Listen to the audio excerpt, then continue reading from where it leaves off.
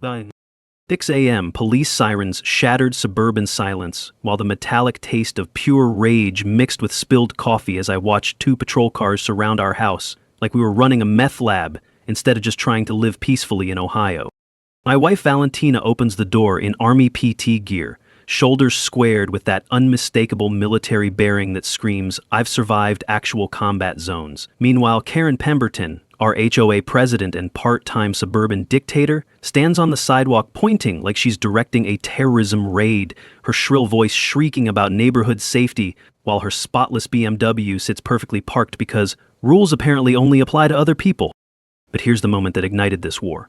When Karen spotted those sergeant stripes tattooed on Valentina's shoulder, her face went ghost white, and she actually said, "People like that don't belong in neighborhoods like this."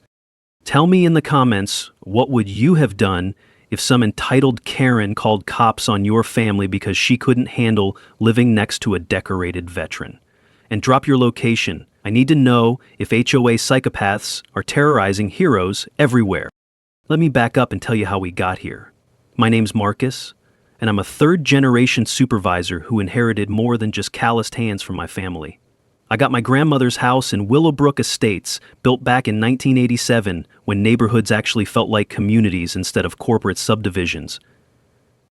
The house needed work. We're talking peeling paint that looked like a bad sunburn, a front garden that resembled a botanical experiment gone wrong, and driveway cracks you could lose a small child in. But it was ours, and after bouncing between rentals for years, ours felt pretty damn good. Valentina had just finished 8 years in the Army, a logistics specialist, which is fancy military talk for the person who makes sure everyone gets what they need when they need it. Think of her as a human Tetris master who could organize a supply chain in her sleep. She was job hunting while helping me renovate, armed with power tools and enough organizational skills to make Marie Kondo weep with joy.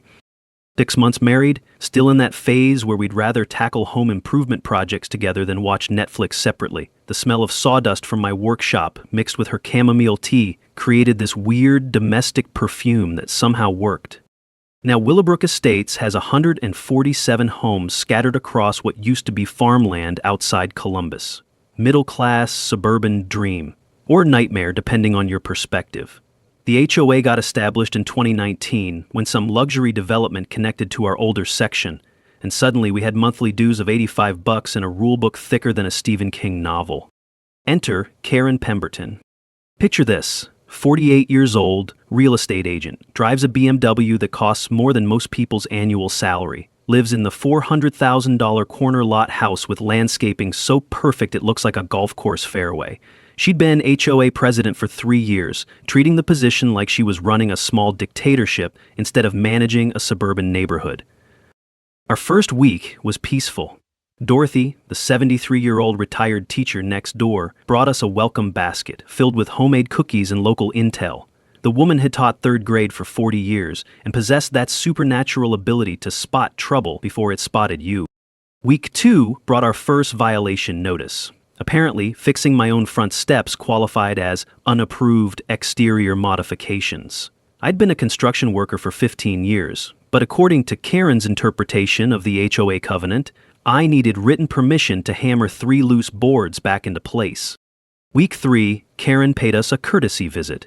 She stood in our doorway wearing a smile that never reached her eyes, making comments about maintaining neighborhood standards, while her gaze cataloged every imperfection like she was conducting a military inspection. The way she pronounced standards made it sound like a 4-letter word. But week 4? That's when things got interesting. Valentina parked her reliable Honda Civic in our driveway instead of squeezing it into the garage with my tools. Practical decision, right? Wrong. According to Karen's twisted interpretation of reality, this somehow violated the aesthetic vehicle placement guidelines. I should mention something about my wife. 8 years dealing with difficult superior officers had given her a finely tuned radar for people who confused authority with power. While I was the type to pay a bogus fine just to avoid confrontation, Valentina was already 3 steps ahead, analyzing Karen's behavior patterns like she was planning a supply convoy through hostile territory. Dorothy noticed it too. During one of our evening tea sessions on her porch, she mentioned Karen had tried this same routine with the Henderson family last year. They'd moved away rather than fight. That woman, Dorothy said, stirring honey into her chamomile tea with more force than necessary, thinks she owns this neighborhood instead of just living in it. The sound of Karen's heels clicking on concrete had become our unofficial neighborhood warning system. When you heard that sharp staccato rhythm approaching, you knew someone was about to have their day ruined by a violation notice and a lecture about property values. Little did we know, Karen wasn't just a control freak with too much time on her hands. She had secrets that made our parking dispute look like a Sunday school picnic. Karen's opening gambit arrived with the precision of a German train schedule and about as much warmth as a morgue freezer. The violation notice was taped to our front door at exactly 7 a.m. I know, because the adhesive was still tacky when I found it, leaving residue that smelled like industrial glue mixed with spite. Violation: overnight street parking of commercial appearing vehicles in violation of Willowbrook Estates Covenant, Section 4.2b. The paper reeked of Karen's signature perfume, something that cost more per ounce than premium gasoline and smelled like flowers dying in a funeral home. Our Honda Civic, a reliable 8-year-old sedan whose most commercial cargo was Dorothy's weekly groceries, had apparently become a threat to the American dream itself. $50 fine escalating to $150 after 10 days. The sound of my checkbook tearing as I wrote that payment still makes my teeth ache. "Hold up," Valentina said, reading over my shoulder while morning coffee steam fogged her reading glasses. "My car that gets 34 miles per gallon is too commercial for our own driveway?" Her voice carried that dangerous calm I'd learned to recognize, the same tone she'd used when some desk jockey tried to deny her unit's equipment requisitions in Kandahar. Being the conflict-avoidant guy I am, I paid the first fine faster than a speeding ticket. $50 seemed cheaper than trench warfare with a suburban psychopath. I crammed Valentina's car into our garage next to my table saw, creating an automotive puzzle that required a physics degree to solve. Biggest mistake of my life.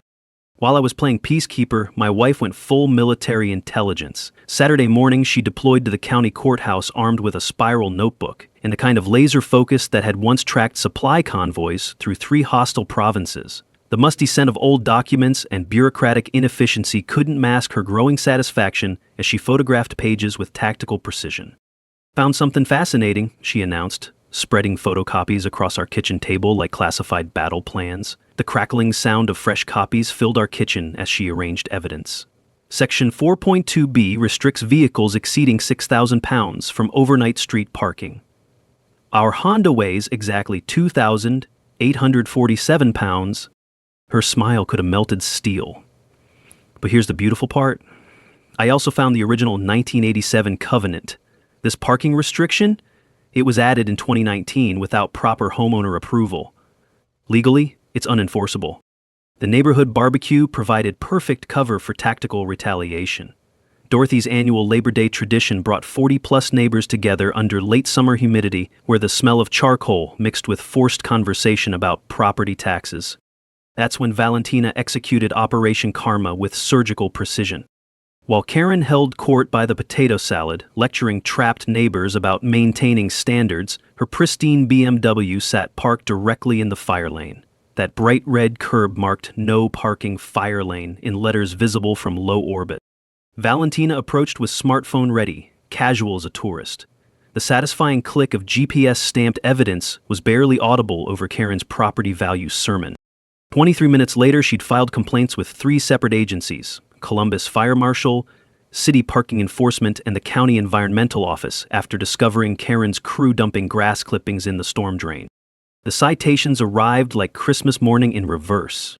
Fire Marshal, $250 0 cents plus license suspension warning. Parking, $150 0 cents for blocking emergency access. Environmental, $500 0 cents for watershed contamination. But here's where it got really interesting.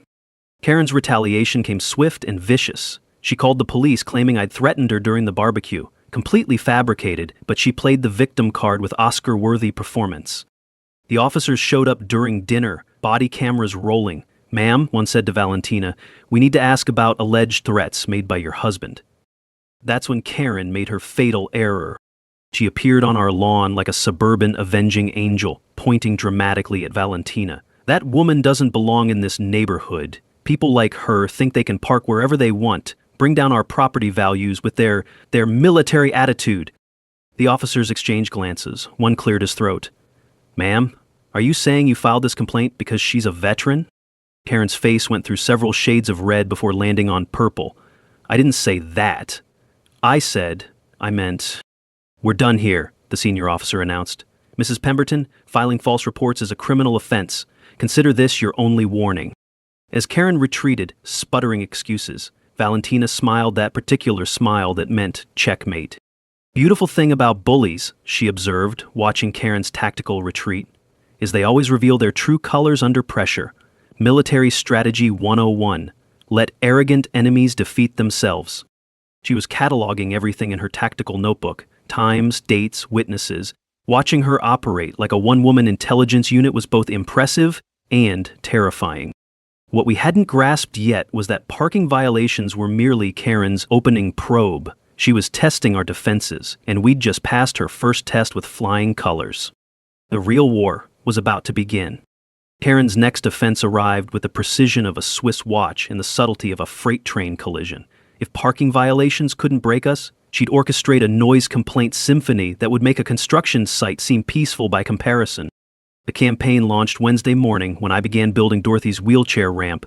The sweet smell of fresh-cut lumber mixed with morning dew should have been therapeutic, but Karen had weaponized even carpentry against us. Poor Dorothy had taken a nasty tumble collecting mail, transforming her front steps into an insurmountable obstacle course. City permits, approved. Construction hours, legal. Karen's patience, non-existent. The first violation notice materialized before I'd even fired up my circular saw, literally. Filed at 8:03 a.m. for excessive construction noise, exactly 3 minutes after legal work hours began. The sound of my truck door closing had apparently shattered the delicate morning tranquility of suburban paradise. But Karen wasn't operating solo anymore. Enter the Ashfords, California transplants who'd purchased the neighborhood McMansion and were desperately seeking Karen's approval, like kids wanting to sit at the popular lunch table. Think eager puppies, but with HOA voting rights and delusions of superiority. We're simply concerned about maintaining standards, Jennifer Ashford announced to anyone within earshot, her voice carrying that particular nasal quality of someone who'd never operated anything more complex than a coffee machine. All this, industrial activity, really isn't appropriate for a residential community of this caliber. The complaints multiplied like bacteria in a petri dish. 7 separate noise violations in 48 hours, each filed by different neighbors, each claiming my commercial construction operations violated their sacred right to suburban silence. The metallic taste of stress was becoming my constant companion, mixing unpleasantly with the familiar scent of sawdust. Here's what Karen's little conspiracy didn't anticipate: my wife's systematic approach to problem solving. While I was drowning in violation notices, Valentina had deployed to Amazon and acquired a professional-grade decibel meter. Every hammer strike, saw cut, and drill operation was now being measured with laboratory precision, creating a scientific fortress against Karen's subjective complaints. Interesting findings, she announced over dinner, spreading data charts across our kitchen table like a meteorologist tracking hurricanes. The crisp sound of fresh printouts being arranged filled the room. Your peak construction noise, 68 decibels during legal hours. Karen's landscaping crew, 94 decibels at 7 a.m. every Tuesday. The irony tasted sweeter than Dorothy's legendary peach cobbler. City ordinance, maximum 75 decibels during daytime, 55 before 8 a.m. Karen's dawn patrol was obliterating actual laws while complaining about my legal activities. Valentina's counterstrike was poetry in motion. Tuesday morning at 6:43 a.m., Karen's mechanized army descended like the apocalypse with leaf blowers, riding mowers, and hedge trimmers that sounded like angry pterodactyls. Valentina positioned herself strategically with scientific equipment, capturing evidence with the patience of a sniper waiting for the perfect shot. The readings were magnificent, 96 decibels of pure, beautiful, illegal noise pollution.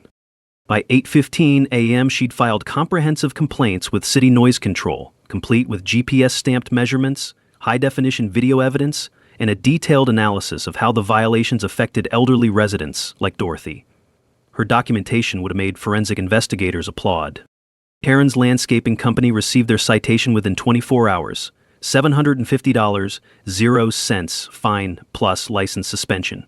Warning for repeat violations. Suddenly, her obsessive lawn perfectionism required actual legal compliance. Scheduling. I had scheduled, but Karen's desperation was just beginning. Her nuclear option came disguised as patriotic concern.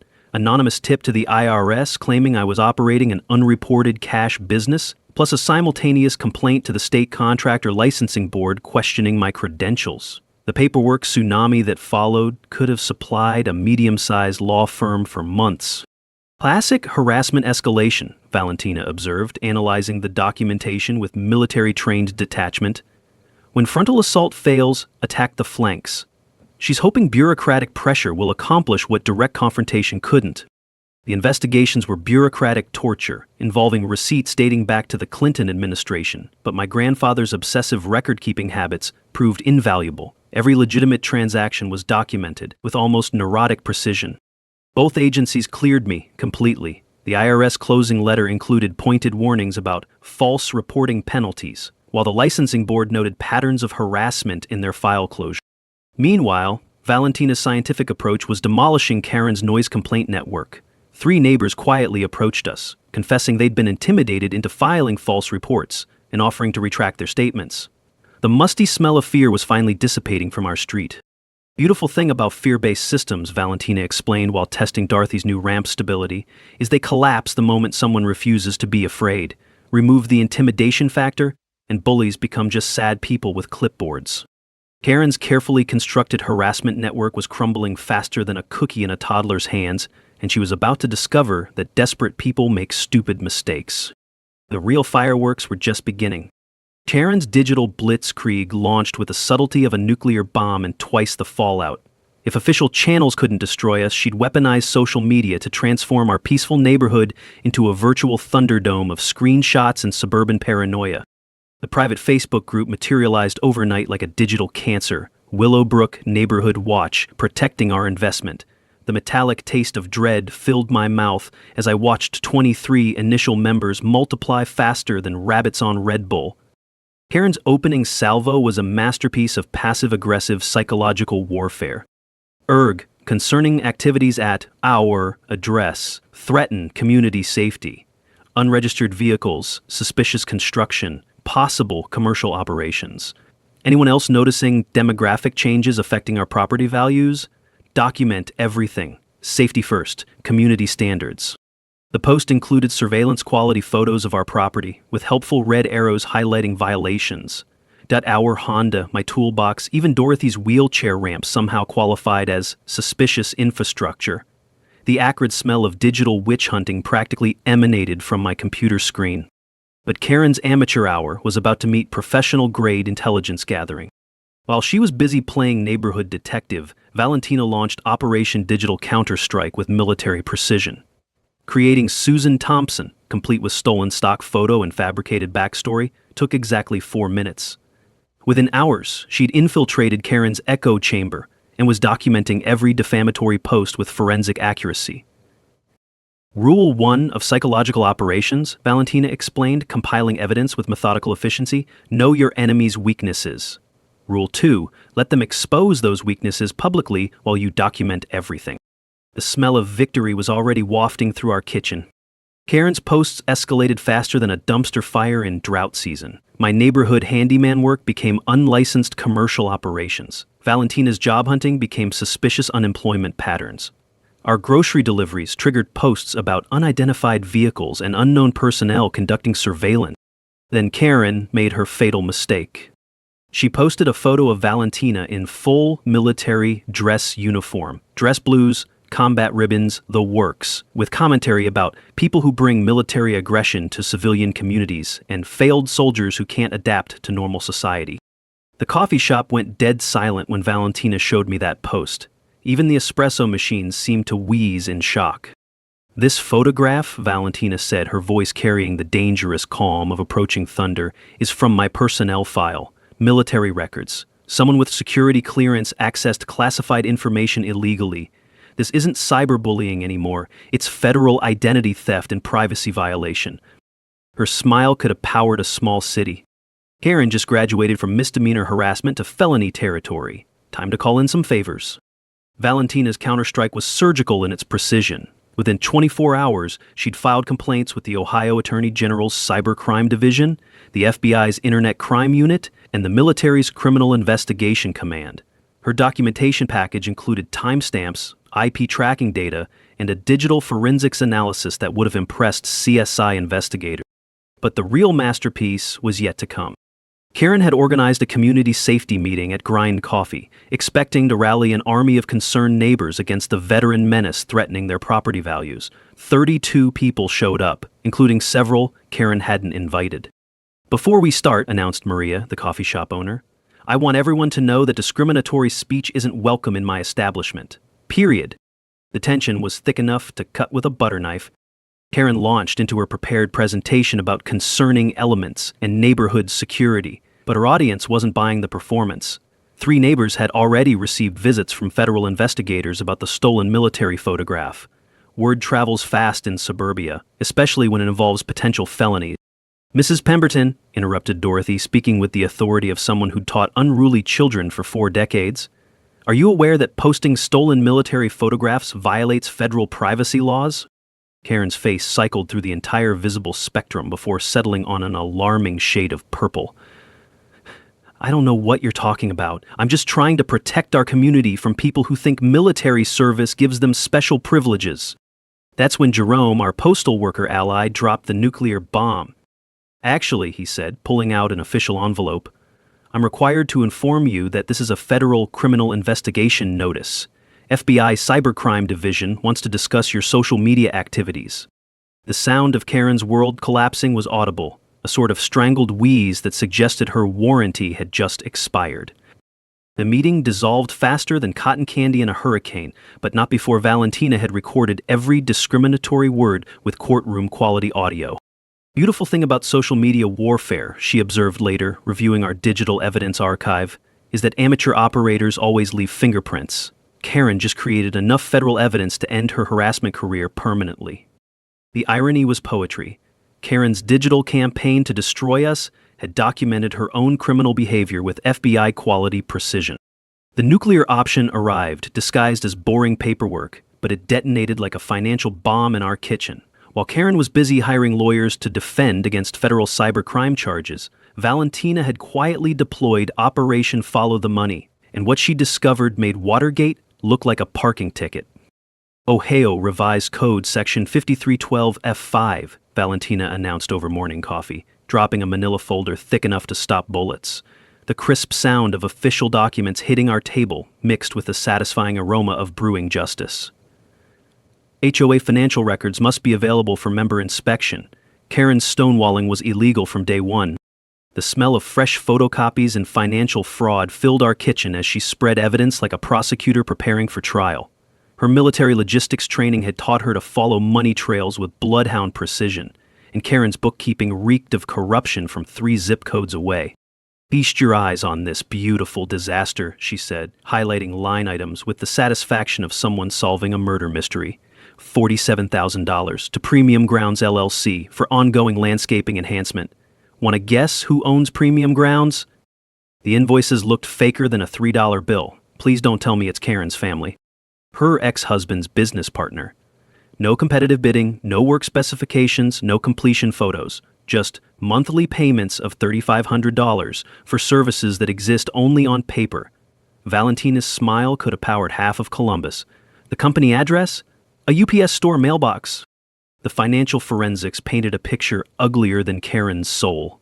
Bank statements revealed a systematic embezzlement scheme involving fake vendors, inflated contracts, and creative accounting that would make Al Capone applaud. The metallic taste of righteous anger filled my mouth as I absorbed the scope of her theft. But wait, there's more, Valentina continued with the enthusiasm of a late-night infomercial host. $12,000 for emergency drainage repair. Charged to the HOA for work on Karen's private property. She literally billed the neighborhood for fixing her own backyard flooding problem. The paper trail read like a criminal masterclass. Pool maintenance contracts for a community that had no pool.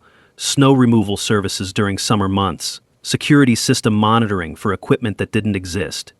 Karen had been treating the HOA treasury like her personal ATM for 3 years running. The light bulb moment, Valentina said, organizing evidence with surgical precision, was realizing her harassment wasn't random bullying, it was strategic defense. She spotted me as a threat the second she saw those logistics stripes. Military supply officers are specifically trained to identify financial fraud and procurement violations. The sound of puzzle pieces clicking into place was audible. Karen's campaign to drive us away suddenly made perfect sense. We weren't just stubborn neighbors. We were existential threats to her criminal enterprise. Every violation notice, every noise complaint, every social media attack had been calculated to eliminate the one person in Willowbrook Estates with the expertise to expose her scheme. "Holy shit," I whispered, scanning invoices for landscaping equipment that cost more than luxury cars. "She's been robbing everyone blind." Gets better. Remember the Henderson family who moved away last year? I found their complaint letters in the files. They'd started asking questions about the budget before Karen's harassment campaign drove them out. Valentina's voice carried the dangerous satisfaction of a hunter tracking wounded prey. Pattern recognition, Marcus. She eliminates threats before they can expose her operation. The basement air conditioning hummed ominously as we absorbed the implications. Our parking war had been cover for something much bigger, a neighborhood crime boss protecting her territory through systematic intimidation.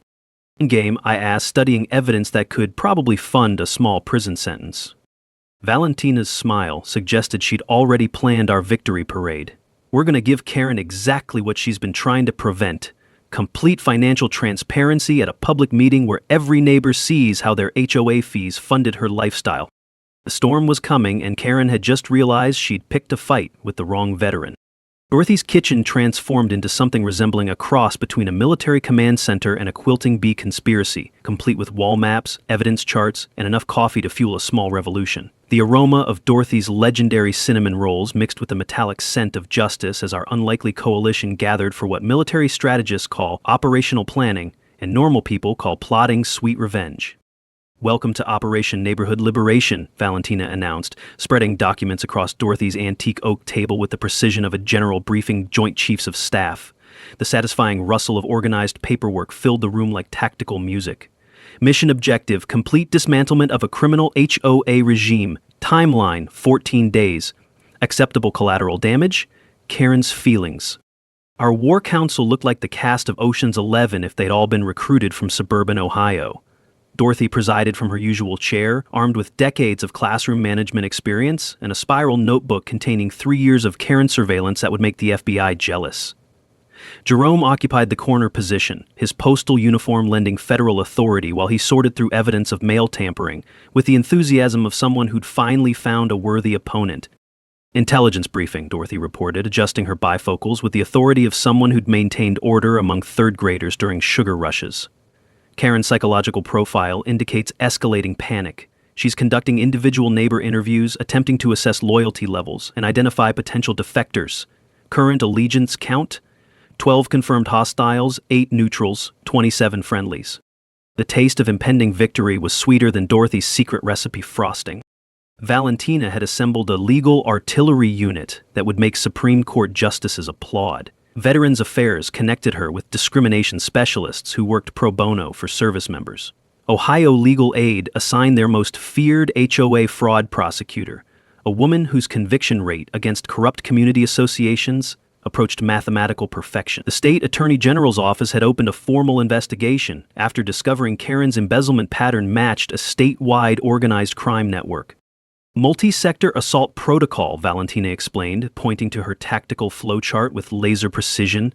The squeaking sound of her marker against the whiteboard punctuated each strategic point. "Vector Alpha, civil defamation lawsuit targeting personal assets. Vector Bravo, criminal embezzlement prosecution seeking prison time. Vector Charlie, professional license revocation ending real estate career. Vector Delta, HOA restructuring with financial restitution."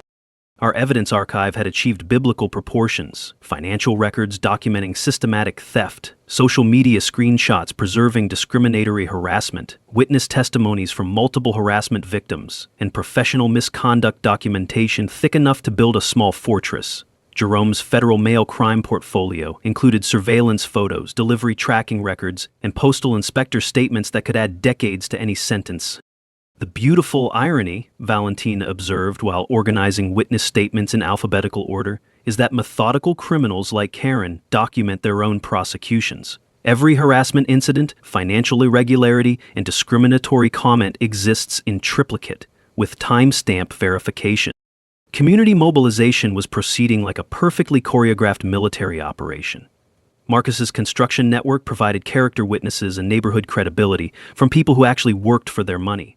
Valentina's veteran community offered both emotional support and technical expertise. Apparently, military logistics networks include specialists in forensic accounting and psychological warfare. Dorothy's transformation into neighborhood spy master had been revelation. Her innocent elderly lady cover allowed intelligence gathering with CIA-level efficiency, while her teaching authority commanded respect from residents who still remembered being intimidated by fourth-grade teachers. The woman had been conducting covert operations since before most people knew the terminology. Synchronization timing is mission-critical, Valentina continued, highlighting coordination dates on a calendar that resembled D-Day planning documents. Legal filings must occur simultaneously to prevent evidence destruction. Media exposure coordinates with criminal arrests for maximum public impact. Community revelation follows initial charges for optimal dramatic resolution. The technical preparation phase resembled something from a legal thriller crossed with a heist movie. Evidence preservation protocols guaranteed courtroom admissibility. Witness protection procedures secured testimony integrity, and media coordination ensured positive coverage of our David versus Goliath narrative, with better documentation than most documentaries. Jerome's federal mail violation evidence added delicious complexity to our legal symphony. Mail tampering carries 5-year federal minimums, he explained with the satisfaction of someone who'd watched criminals underestimate postal law enforcement for 30 years. Karen's been intercepting correspondence and filing fraudulent delivery complaints. Postal inspectors consider that personal insult to federal authority. The emotional moment came when Dorothy reached across the table and squeezed Valentina's hand. "You know, dear," she said, her voice carrying warmth that had comforted thousands of students, "I've been fighting Karen alone for 3 years. Having real allies feels like Christmas morning." The room went quiet, except for the gentle hum of Dorothy's refrigerator and the distant sound of suburban traffic. Jerome cleared his throat, and Marcus shifted uncomfortably. But the moment of genuine connection was unmistakable. "Ma'am," Valentina replied, her military bearings softening slightly, "we don't leave anyone behind. That's not just Army policy, it's the right thing to do. Cornered animals are dangerous, but cornered suburban sociopaths are absolutely terrifying." The acrid smell of desperation mixed with expensive perfume hung in the morning air, as Karen Pemberton prepared to demonstrate exactly how vicious a neighborhood tyrant could become when her criminal empire faced extinction. The sabotage campaign launched with the subtlety of a hurricane at 3:17 a.m. on a Tuesday. Marcus discovered his work truck bleeding brake fluid onto the asphalt like a wounded animal, tires slashed with surgical precision designed to cause highway death rather than mere inconvenience. The metallic taste of pure terror filled his mouth as he realized Karen had graduated from harassment to attempted murder. "Professional job," Officer Rodriguez noted, photographing evidence with crime scene precision. The sharp chemical smell of brake fluid mixed with morning dew created an olfactory crime scene. Whoever did this understands automotive systems. "You got enemies in organized crime?" If only he knew.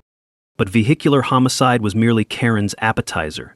Within 48 hours, Child Protective Services received an anonymous report about severe child neglect and unsafe living conditions, requiring immediate investigation. The social worker who arrived looked genuinely bewildered when confronted with our aggressively child-free household. "This is unprecedented," she admitted, scanning our decidedly adult-oriented space with growing confusion. The complaint described crying children, dangerous conditions, possible abuse. "Are you operating an unlicensed daycare?" "Ma'am," Valentina replied with supernatural patience, "the most dangerous thing here is my husband's power tool obsession and his tendency to leave coffee cups in architecturally impossible locations." The fake CPS report was dismissed faster than Karen's credibility, but not before creating permanent government files that would haunt background checks forever. Psychological warfare designed for maximum long-term damage. Karen's digital assault escalated with criminal sophistication. Fake Google reviews materialized overnight, describing imaginary construction disasters with Hollywood-level detail. Marcus's allegedly shoddy workmanship had apparently caused flooding, structural collapse, and one particularly creative review claimed he'd accidentally demolished the wrong house entirely. "Look at this masterpiece," Marcus said, reading fabricated horror stories with morbid fascination. "According to the internet, I'm simultaneously the most incompetent contractor in Ohio and somehow capable of complex architectural destruction requiring advanced engineering." But Karen's most dangerous gambit involved federal crimes with military implications. She'd somehow acquired Valentina's classified service records and was contacting former commanding officers with allegations of post-discharge instability and civilian adjustment disorders. The phone call arrived during dinner, naturally. "Marcus Thompson?" The voice carried enough military authority to straighten spines from 3 states away. "Colonel Harrison, Fort Campbell. Need to discuss some concerning allegations about your wife's post-service conduct." 20 minutes later, the colonel had pivoted from investigating Valentina to hunting whoever had committed federal crimes, accessing military personnel files. Apparently, military folks take illegal record access personally, especially when it targets decorated logistics sergeants. "Sergeant Thompson's record is exemplary," Colonel Harrison announced with the finality of someone ending careers. "Whoever's making these allegations has violated federal laws. We're coordinating with FBI counterintelligence to identify the perpetrator." Karen's physical sabotage campaign expanded like cancer through our neighborhood. Accidental sprinkler malfunctions flooded Marcus's workshop, transforming precision tools into expensive scrap metal. Dorothy's wheelchair ramp suffered mysterious vandalism that could have killed an elderly woman. Even our flower beds became casualties in Karen's scorched earth strategy. The mailbox assassination was particularly artistic. A drunk driver had somehow managed to demolish only our federal mail receptacle while leaving neighboring properties mysteriously untouched. Jerome documented the destruction with postal inspector precision, his enthusiasm for federal mail crimes reaching near religious levels. "Beautiful pattern recognition," he explained, photographing debris like a forensic artist. 17 similar incidents across 4 counties, all targeting HOA complainants. Karen's operating a regional harassment network. Valentina's counterstrike was surgical in its precision and devastating in its scope. Every incident was documented with scientific accuracy. Security cameras captured license plates of suspicious vehicles, and digital forensics traced fake reviews to IP addresses that would make Karen's legal problems multiply like compound interest. But the masterstroke came when Valentina's military network activated like a precision weapons system. "Interesting development," she announced over morning coffee, waving an official envelope with military bearing.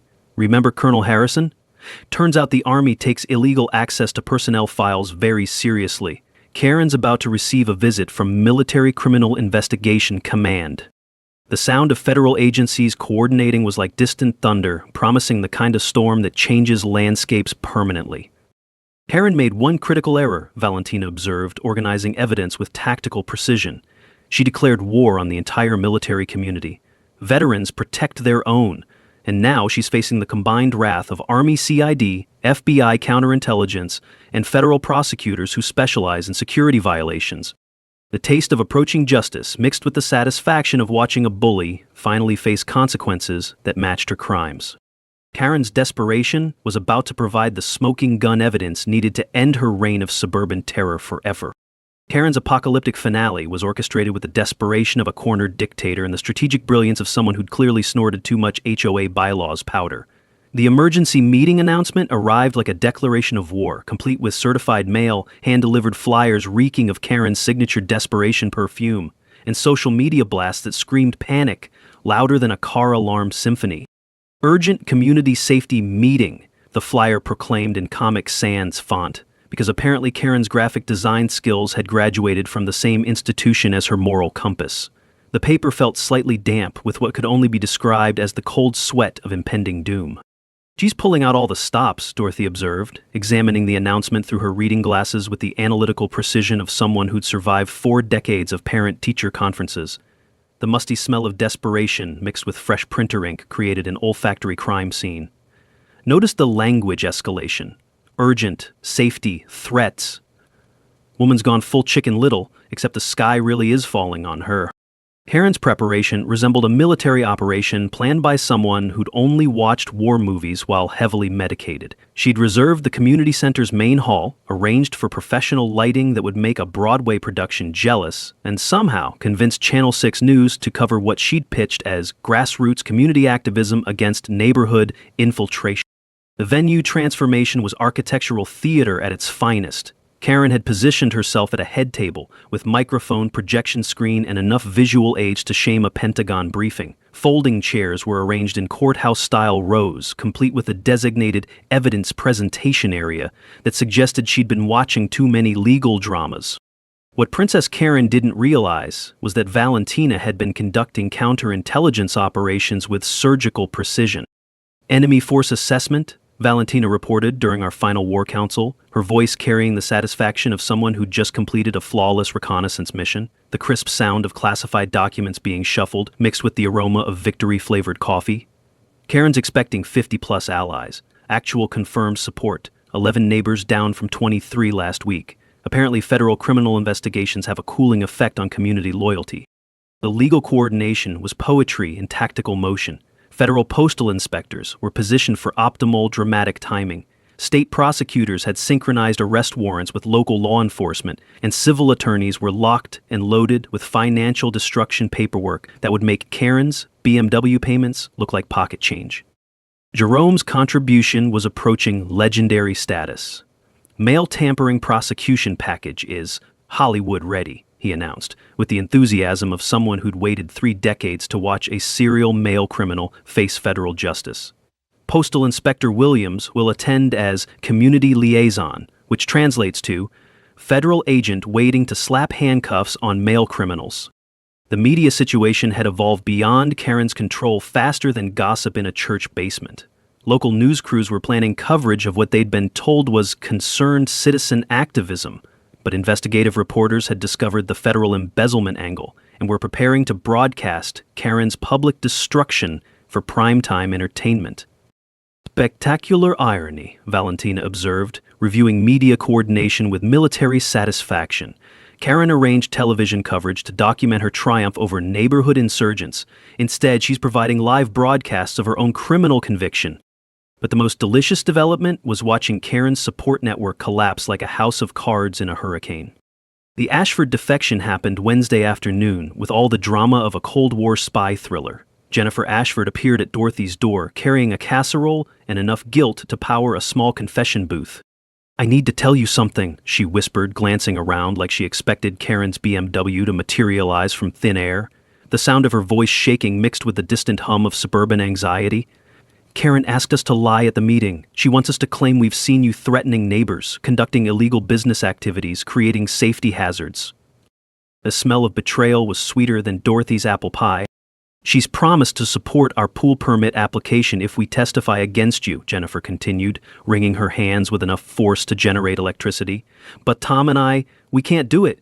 What she's asking isn't just wrong, it's perjury." The domino effect was magnificent. Within hours, 8 of Karen's remaining allies had quietly withdrawn support, leaving her with exactly 3 confirmed loyalists. The bitter divorced guy from Maple Street, who hated everyone equally, the conspiracy theorist who believed the Postal Service was monitoring his thoughts, and surprisingly, her own mother, who apparently hadn't heard about the federal charges yet. "When your support network consists of paranoids and family members," Valentina observed with tactical satisfaction, "you've already lost the psychological warfare campaign." Thursday evening was approaching like an avalanche of justice, and Karen had positioned herself directly in the impact zone. The taste of approaching victory mixed with the anticipation of watching a suburban tyrant finally discover that consequences were indeed a real thing.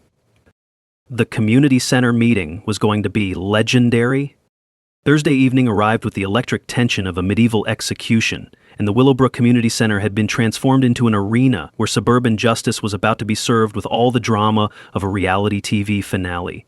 The smell of industrial carpet cleaner mixed with nervous sweat and Karen's increasingly frantic perfume applications created an olfactory cocktail that screamed impending disaster. By 6:45 p.m., the community center buzzed with the energy of neighbors who'd gathered to witness either a lynching or a resurrection, and most seemed genuinely unsure which they were about to see. Karen held court at her head table like a deposed dictator making her final speech. surrounded by enough audiovisual equipment to shame a TED Talk, and precisely 3 loyal supporters who looked like they'd rather be getting root canal. Channel 6 News had positioned their cameras for optimal drama, with reporter Jessica Martinez looking like someone who'd stumbled onto a Pulitzer Prize story disguised as suburban melodrama. The warm glow of television lights, mixed with the fluorescent harshness of community center ambiance, created an atmosphere that felt both clinical and theatrical. "Ladies and gentlemen," Karen began, her voice carrying through the microphone with all the authority of someone who'd forgotten she was about to be arrested on federal charges, "we're here tonight to address a serious threat to our community values and property investments." The projection screen flickered to life, displaying what could only be described as a conspiracy theorist's fever dream. Photos of our house with red arrows pointing at alleged violations, screenshots of Marcus's truck with annotations about commercial vehicle infiltration, and a timeline suggesting our arrival had somehow triggered a neighborhood crime wave. "These people," Karen continued, gesturing toward us with the dramatic flair of a courtroom prosecutor who'd watched too many legal dramas, "represent everything that threatens the American suburban dream: military attitudes, disregard for community standards, and suspicious financial activities that compromise our security." The audience reaction was not what she'd expected. Instead of supportive murmurs, awkward silence filled the room like fog rolling in from a disaster zone. Dorothy sat in the front row knitting with the calm precision of someone who knew exactly how this story ended, while Jerome occupied a strategic position near the exit doors, though whether for quick escape or tactical positioning remained unclear. "Furthermore," Karen escalated, her voice gaining the manic energy of someone who'd lost touch with reality, "I have evidence of coordinated harassment against law-abiding citizens who've tried to maintain neighborhood standards." That's when Valentina stood up. The room went dead silent except for the low hum of fluorescent lighting and the distant sound of Channel 6's camera motor adjusting focus. Valentina's military bearing commanded attention with the kind of presence that made generals reconsider their career choices. "Mrs. Pemberton," she said, her voice carrying enough calm authority to stop traffic, "before you continue, I think the community deserves to see some actual evidence." Valentina approached the microphone with the confidence of someone who'd briefed colonels and lived to tell about it. "Over the past 3 months, we've documented systematic harassment, financial fraud, and federal crimes that paint a very different picture of neighborhood threats." The projection screen suddenly displayed bank statements, invoices, and financial records that made the audience gasp like they'd witnessed a magic trick. Numbers that didn't add up, payments to non-existent companies, and embezzlement patterns that would make forensic accountants weep with professional admiration. $47,000 in HOA funds diverted to fake companies, Valentina continued, her presentation flowing with military precision. $12,000 in personal property improvements charged to community accounts, and systematic harassment of any resident who questioned these irregularities. Karen's face cycled through more colors than a mood ring having a nervous breakdown. "Those records are private. You had no right to—" "Actually," interrupted a voice from the back of the room, "those records are evidence in a federal criminal investigation." Postal Inspector Williams stepped forward with the kind of authority that made everyone's posture improve automatically. Behind him, Detective Rodriguez from Columbus PD moved into position with the casual precision of someone who'd done this dance many times before. "Karen Pemberton," Inspector Williams announced, his voice carrying enough federal authority to rearrange molecules, "you're under arrest for mail tampering, embezzlement of community funds, harassment, and violation of federal privacy laws." The sound of handcuffs clicking echoed through the community center like the final note of a symphony. Karen's carefully orchestrated community meeting had transformed into her own public arrest, broadcast live on local television with better production values than most sitcoms. "I demand to speak to my lawyer," Karen shrieked, her composed facade finally cracking like ice in spring thaw. "This is a conspiracy, military persecution. These people are destroying our neighborhood." "Ma'am," Detective Rodriguez said with the patience of someone who'd heard every excuse in the criminal handbook, "you have the right to remain silent. I suggest you use it." As Karen was led away in handcuffs, the community center erupted in a mixture of applause, shocked whispers, and the satisfying sound of justice being served with full television coverage. 6 months later, Willowbrook Estates looked like a completely different neighborhood, and not just because Karen's perfectly manicured corner lot now sported a cheerful "sold" sign that practically glowed with the satisfaction of cosmic justice. The smell of fresh paint and genuine community spirit had replaced the acrid stench of fear and harassment that had poisoned our streets for years. Karen's criminal conviction read like a prosecutor's greatest hits album. 18 months federal prison for mail tampering, 2 years state time for embezzlement, permanent loss of real estate license, and restitution payments that would keep her financially humble well into her retirement years. The judge's sentencing comments about abuse of authority and systematic intimidation had made local news highlights for weeks. But the real transformation was happening in our neighbors' daily lives. The new HOA leadership, elected in an emergency vote 3 weeks after Karen's arrest, operated with the radical transparency of people who'd learned exactly what happened when community finances went unmonitored. Dorothy had accepted the interim president position with the no-nonsense efficiency of someone who'd managed classroom chaos for 4 decades, while Jerome served as financial oversight coordinator, with the meticulous attention to detail that made postal workers legendary. First order of business, Dorothy announced at our inaugural post-Karen meeting, complete financial audit and new bylaws requiring quarterly transparency reports. Second order, community improvement projects that actually benefit residents instead of fake companies. The embezzled funds recovery had created an unexpected windfall for legitimate neighborhood improvements. The lawsuit against Karen and her shell company accomplices generated enough settlement money to fund new playground equipment, street lighting upgrades, and a community garden that transformed the unused lot behind the mailboxes into something resembling suburban paradise. Marcus's construction business had exploded with referrals from neighbors who'd witnessed his character during the Karen Wars. His workshop now operated at full capacity, and he'd hired 2 additional crew members to handle demand from communities across Columbus who'd heard about the contractor who'd helped take down a corrupt HOA president. Funny thing about reputation, he observed while installing new handrails for 3 elderly neighbors. Turns out standing up to bullies is better advertising than any Yellow Pages ad. Valentina had channeled her military logistics expertise into a consulting practice specializing in HOA financial audits and community organization reform. Her client list included neighborhoods from Toledo to Cincinnati, all seeking someone who could identify corruption patterns and implement transparency systems that prevented future Karen situations. The veteran housing program she'd established with her settlement money had already placed 4 military families in affordable housing throughout the Columbus area. The program's success had attracted national attention, with veteran organizations across Ohio requesting similar initiatives for their communities. Best revenge is living well and helping others do the same, she explained while reviewing applications from veteran families seeking housing assistance. Karen tried to destroy us for being different. Instead, she helped us build something that makes our communities stronger.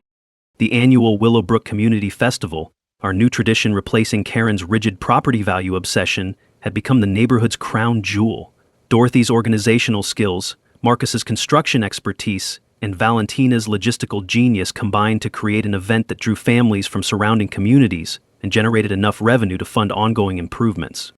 Jerome's contribution to community healing came through his neighborhood newsletter, the Willowbrook Gazette, which documented positive developments with the same meticulous attention he'd once applied to Karen's federal crimes. His writing style, part postal worker precision, part community cheerleader, had become locally famous for celebrating ordinary neighbors doing extraordinary things. The Ashfords had quietly become model neighbors, their guilt over supporting Karen transformed into genuine community involvement. Jennifer now coordinated the neighborhood book club, while Tom managed the community garden with the enthusiasm of someone seeking redemption through tomato cultivation. Even our property values had improved, not through Karen's intimidation tactics, but through genuine community pride and investment in shared spaces that made Willowbrook Estates the kind of neighborhood people wanted to live in, rather than escape from. The beautiful irony, Valentina reflected during our evening walk past Dorothy's perfectly maintained wheelchair ramp, is that Karen's worst nightmare came true. We really did change the neighborhood, just not the way she feared. The sound of children playing in the new playground mixed with the distant hum of evening traffic, and the satisfying knowledge that suburban justice, while sometimes delayed, could be absolutely spectacular when properly applied. So here's my challenge for you. Share your HOA nightmare story in the comments below, because bullies only win when good neighbors stay silent. And hit that subscribe button if you want to see more stories about ordinary people standing up to extraordinary jerks. Remember, document everything, stay legal, and never give up.